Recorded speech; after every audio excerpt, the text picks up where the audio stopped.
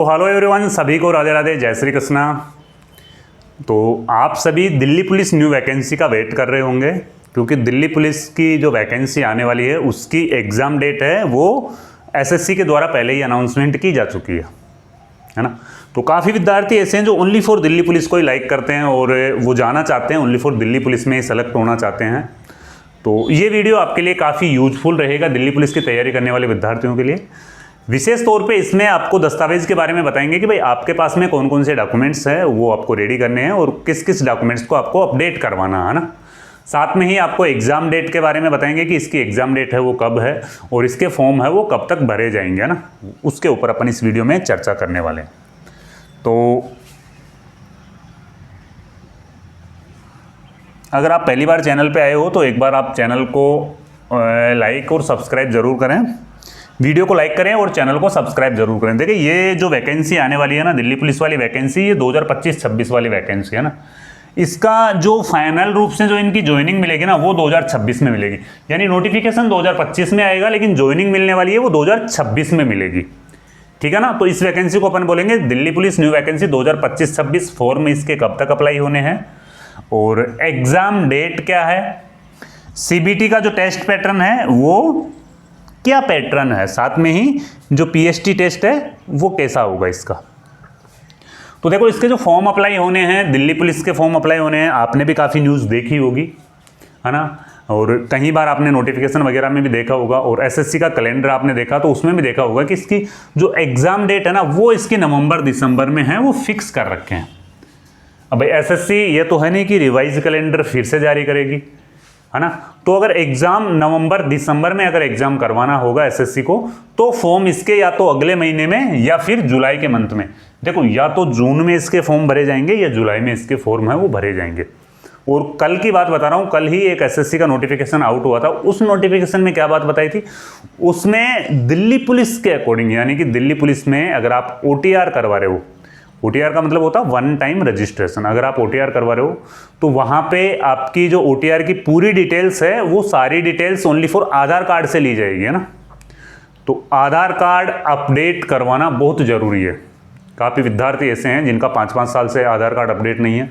अब उनके क्या होना है कि आधार कार्ड अपडेट नहीं है तो एक तो उनकी फ़ोटो है वो मैच नहीं करेगी, साथ में उनके फिंगर भी मैच नहीं करेंगे, क्योंकि 5 साल में काफ़ी परिवर्तन हो जाता है। फोटो में भी काफ़ी चेंजेस आ जाते हैं, फिंगर में भी काफ़ी चेंज आ जाते हैं।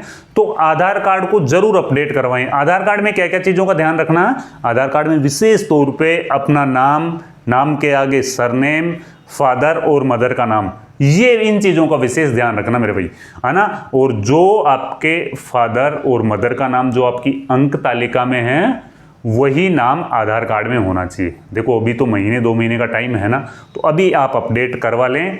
बाद में आपको प्रॉब्लम का सामना करना पड़ेगा। क्या सामना करना पड़ेगा कि आपका एग्जाम के टाइम पे है ना फिर दिक्कत हो जाएगी आपको। तो आधार कार्ड जरूर अपडेट करवा लें। भाई टाइम कितना बचा, देखो अगर एग्जाम है ना वो नवंबर दिसंबर में होनी है तो फॉर्म जुलाई में या तो जून लास्ट या जुलाई में इसके भरे जाएंगे, है ना। इससे ज़्यादा डिले है वो नहीं होने वाली है ये वाली वैकेंसी, है ना।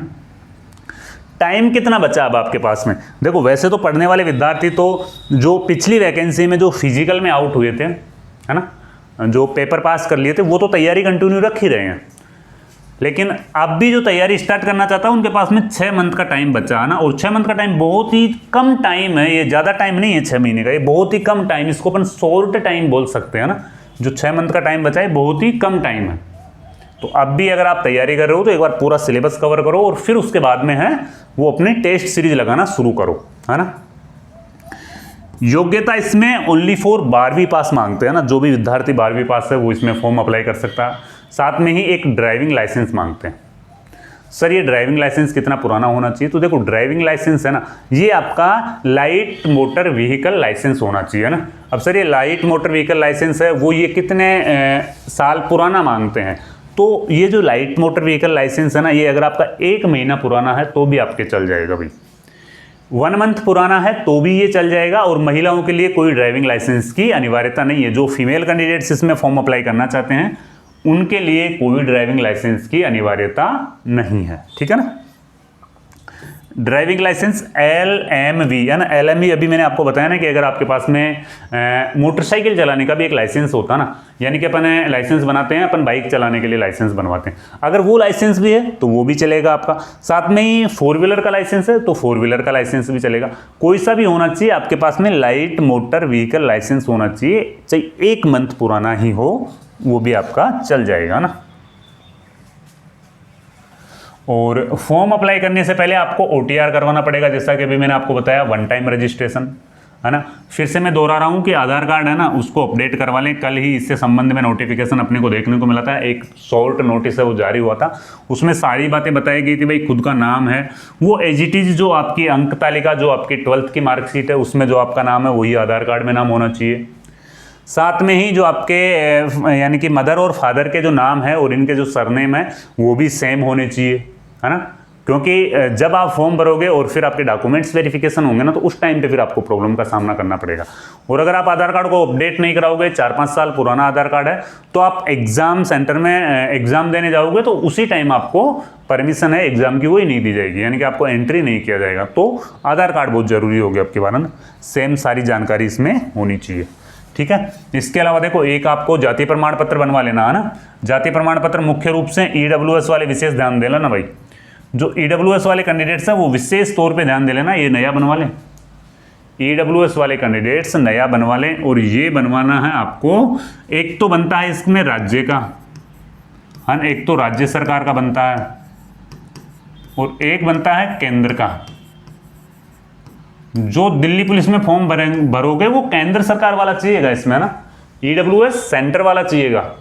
तो जब भी आप कास्ट प्रमाण पत्र के लिए यानी कि जाति प्रमाण पत्र के लिए अप्लाई करने जाओ तो वहाँ पे बताना कि भाई मेरे को सेंटर वाला बनाना, ना कि मेरे को स्टेट वाला, मेरे को सेंटर वाला चाहिए ना, ठीक है। OBC वाले भी बनवा लें, SC और ST वाले बनवा लें।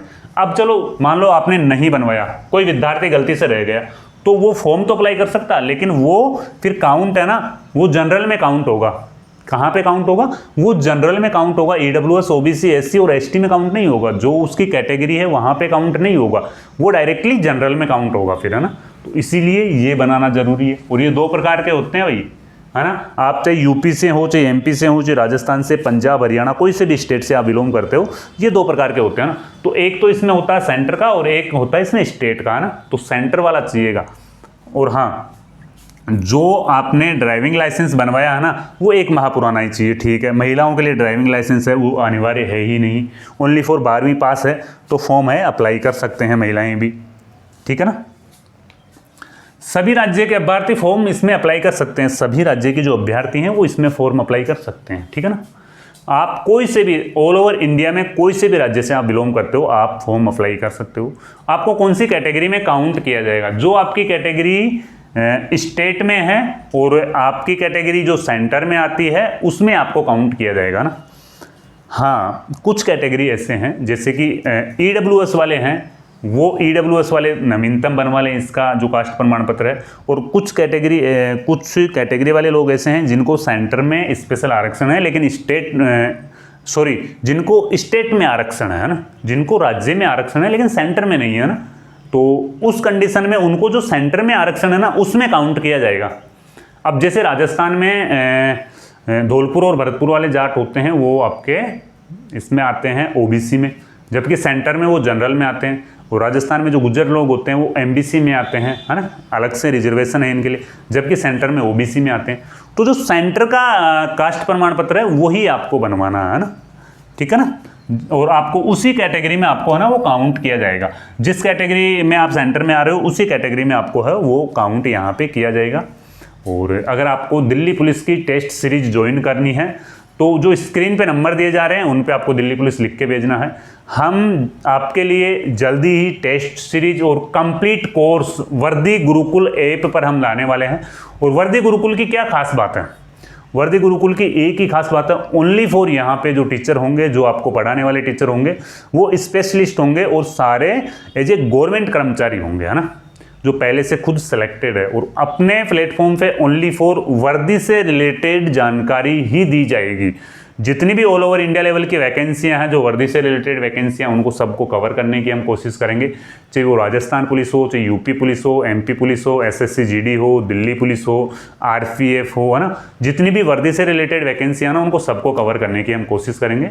तो एक बार वर्दी गुरुकुल ऐप जरूर डाउनलोड कर लें, और हमारे जो ये व्हाट्सअप नंबर, टेलीग्राम नंबर है, जो मैं डिस्क्रिप्शन में आपको डाल रहा हूँ, यहाँ से आप ज्वाइन जरूर कर लें।